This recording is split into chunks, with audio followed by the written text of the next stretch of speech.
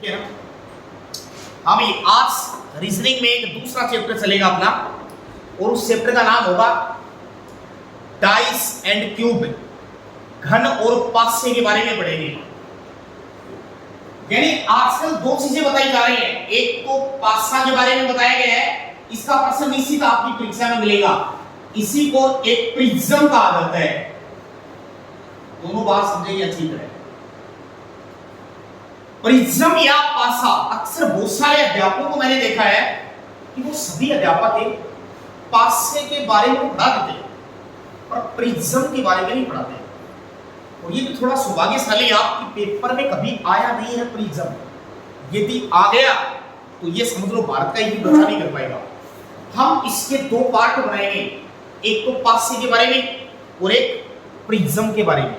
तो prism second part होगा अपना। देखिए सबसे पहले पासे के जो प्रकार माने गए हैं वो दो माने गए हैं। या तो वो पासा मानक हो सकता है या फिर वो पासा सामान्य हो सकता है। दोनों बात समझ में आ रही है।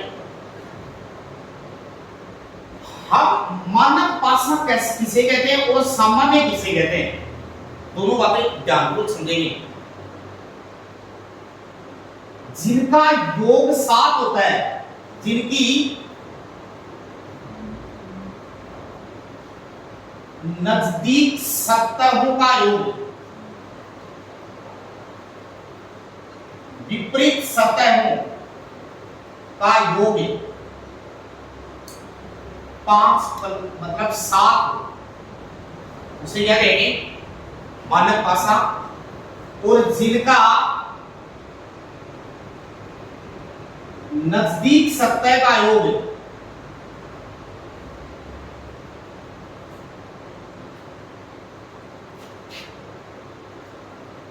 7 होता है, उसे सामान्य पासा कहते हैं। ध्यान तो सुनेंगे और समझेंगे। सबसे पहले मैं यहां एक पासा बना रहा हूं।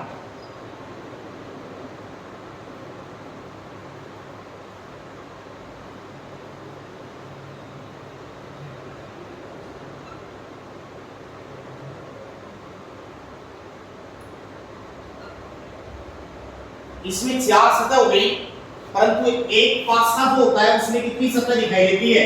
3 ही दिखाई देती है। पासा में 3 सतह ही दिखाई देती है। एक साथ हम एक डब्बे को देखेंगे, उसमें कौन सी सतह दिखाई देगी? एक साथ 3 दिखाई देगी। तो पहली बात, पासे के अंदर कुल 6 सतह होती है। कितनी होती है? 6 सतह। 6 सतह का अर्थ क्या है? देखिए, एक सतह पूरी, दूसरी, तीसरी, चौथी, पांचवी और छठी। सतह कितनी होती है एक पासे में? 6। इसलिए पासे में अधिकतम संख्या जो होगी वो 1 से लेकर कितनी होगी? 6 तक ही होगी।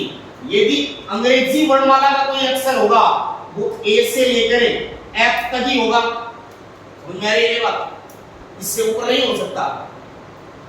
एक पासे में 6 सतह होती है, परंतु एक साथ देखने पर 3 ही दिखाई देती है। 3 दिखाई नहीं देती है। समझ में आ रही? एक पासे में कुल 8 किनारे होते हैं। कितने किनारे होते हैं? 8 किनारे होते हैं। एक पासे में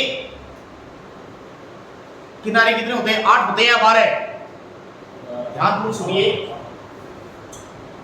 1 2 3 4 5 6 7 8 9 10 11 12 जो किनारे होते हैं इनके वो 12 होते हैं, और जो कोने होते हैं वो 8 होते हैं। ये बात समझ में आ गई? अब ध्यान से सुनिए। अगर कोई एक पासा दे दिया अपने को, यहां लिख दिया मैंने 1 और यहां लिख दिया मैंने 2 और यहां लिख दिया मैंने 3, समझ में आ गई? अपने को 3 संख्याएं लिख के देगा, पर 3 छुपी हुई है। अब वो प्रश्न करेगा कि 1 के विपरीत, विपरीत माने इसके सामने वाले फलक पर कितना नंबर है? 2 के सामने वाले पर कितना नंबर है? 3 के नीचे वाले पर कितना नंबर है? अपने को विपरीत समझ में पूछ लेगा। समझ में आ रही है ये बात? देखो, यदि अपने पास केवल एक ही पासा हो, समझ में आ रही है, तो सबसे पहले मानकता की जांच करेंगे। 3 और 2 5 होते हैं और 3 और 1 4 होते हैं। यदि मैं यहां पर लिख देता 5, तो फिर ये कैसा पासा हो गया? सामान्य हो गया, क्योंकि इनका योग क्या हो गया? 7 हो गया।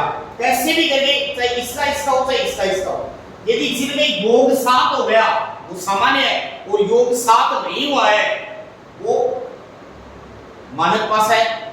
मान लो मैं यहां पर लिख देता हूं 1, इसको और इसको जोड़ते हैं तो भी नहीं होता है, मतलब 2 सत्ता को ही जोड़ेंगे। इसको और इसको जोड़ते हैं तो भी नहीं होता है, इसको और इसको जोड़ते हैं तो भी नहीं होता है। समझ में आ रही है? 3 और 1 4 होते हैं, 1 और 2 3 होते हैं, मतलब इन सबको जोड़ने पर भी योग कितना नहीं मिल रहा है? 7। इसलिए ये कैसा पासा है? मानक पासा है। अब सवाल ये, 1 के विपरीत कितना आएगा? 1 के विपरीत है योग 7 करना पड़ेगा अपने को। समझ में आ रही है ना? 2 के विपरीत क्या आएगा? 3 के विपरीत क्या आएगा? इस प्रकार 1 के विपरीत 6 क्यों आया? क्योंकि योग कितना करना पड़ता है? योग क्या होना चाहिए? 7 होना चाहिए। समझ में आ रही है ना? विपरीत शर्तों का योग 7 होगा तो वो मानक पासा है। समझ में आ रही है? वरना सामान्य पासा है। समझ में आ रही है बात? अब मैं आपको एक सिंपल प्रश्न निकाल के दे देता हूं, फिर आपको किस तरीके से करना है। यदि आपको एक पासा ऐसा दे दिया गया,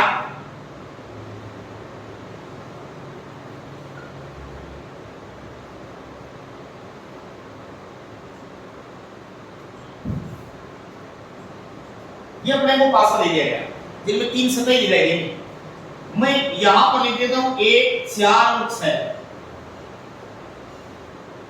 समझ में आ रही है? और मैं A और पोजीशन B 5 ले लेता हूं। समझ में आ रही है? और वो पूछेगा 5 के विपरीत क्या होगा? 5 के विपरीत क्या होगा? तो ऐसे प्रश्न को सोल्व कैसे करना है? अगर 2 5 से दे दिया आपको, समझ में आ रही है, तो पहले दोनों 5 और 6 11 7 तो नहीं हो रहा ना। 5 और 4 2 4 6 ये नहीं हो रहा है, इसका मतलब ऐसा ही पासा है जैसा ही है, मानक पासा है। तो 5 के विपरीत क्या होगा? 2 जोड़ेंगे, इसमें 1 जोड़ेंगे, इसमें 3 जोड़ेंगे। अगर आपको यहां पर इस तरीके से संख्या दे दी गई, 1 यहां दे दिया गया, समझ में आ रही है, 4 यहां दे दिए गए और 5 यहां दे दिया गया।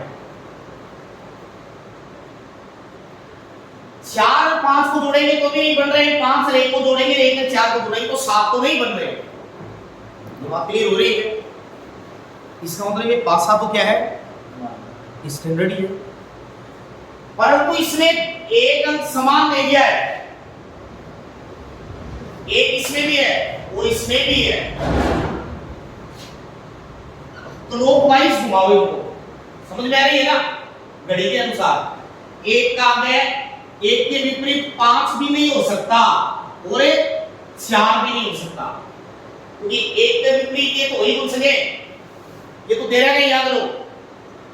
तो इधर एक के विपरीत 2 या 3 भी नहीं हो सकते, एक के विपरीत 2 भी नहीं हो सकते और 3 भी नहीं हो सकते। चलो भाई घड़ी के अनुसार ही हो रही है ना? समझ में आ रही है? तो फिर एक के विपरीत क्या होगा? देखो 2 के विपरीत होता है 5, 3 के विपरीत होता है 4, 4 के विपरीत होता है 3 और 5 के विपरीत होगा 2, ये आपस में विपरीत हो जाएंगे और बच गया क्या? सही तो बचा इसमें। समझ में आ रही है? बच्चों समझ में आ रही है? नहीं, झूठ नहीं बोलना चाहिए। समझ में आ रही है ना? झूठे नहीं बोलना चाहिए।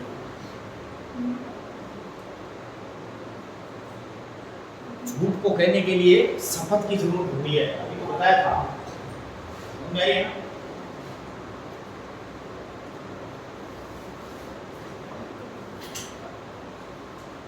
उन्हें डाल देंगे सही तरीके से।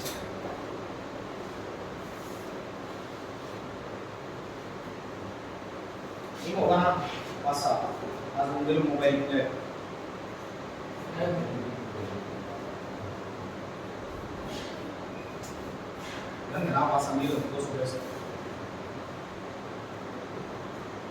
अभी अपना क्वेश्चन क्या है, निम्न चित्र में देखो और बताओ, या ये आ सकता है निम्न पासे को देखो और ये बताओ कि 5 के विपरीत सतह पर कौन सा अंक होगा। अपने को चित्र ये दिया गया है, इसमें 5 के विपरीत सतह पर अंक पूछा गया है। समझ में आ रही है ये बात? तो 5 के विपरीत सतह पर कैसे अंक निकालेंगे? तो सबसे पहले हम क्या देखेंगे, ये सामान्य पासा या मानक है? ये सामान्य मानक।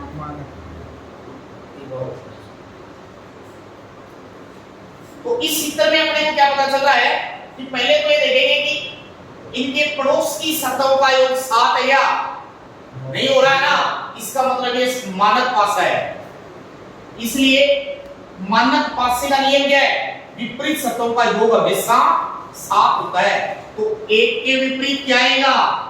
6, क्योंकि 1 + 6 = 7, 3 + 4 = 7 और 5 के विपरीत कितना आ जाएगा? 2 आ जाएगा। मेरे हिसाब से समझ में आ गया होगा, कोई दिक्कत नहीं है ना? अगर अपने को यहां डायग्राम एक और दे दे, ये तो एक पासा है, अगर डायग्राम 2 दे दे अपने को,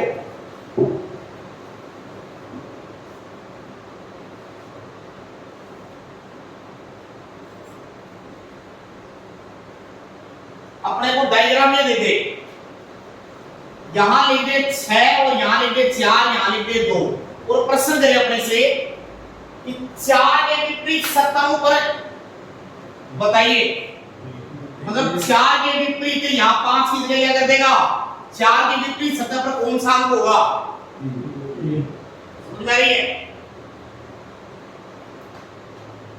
कंसल समझ में आ रही है क्या? कैसा पासा है ये भी? मानक पासा है, क्योंकि 4 2 6 ही होते हैं, 6 2 8 होते हैं, 4 6 14 होते हैं, 7 तो नहीं हो रहे ना, तो कोई समस्या ही नहीं है। ये बात समझ में आ गई? अगर पासे अपने को 3 दे दे यहाँ पर, ये तो 2 तक समझ में आ गया ना, कोई समस्या नहीं है ना? यहाँ 6 के विपरीत क्या हो जाएगा? और 2 के विपरीत क्या हो जाएगा? 4 के विपरीत कितना जोड़ देंगे? इनका योग भी 7 ही तो होना चाहिए था। अगर यहाँ पर पासे अपने को 3 दे दे, एक पासा अपने को ये दे दिया अगले ने,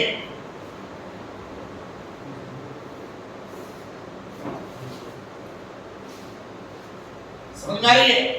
और यहाँ पर संख्या लिख ले 5 6 और 1 3, यहाँ पर 3 ले लेते हैं और वो पूछेगा अपने से 3 के विपरीत सतह पर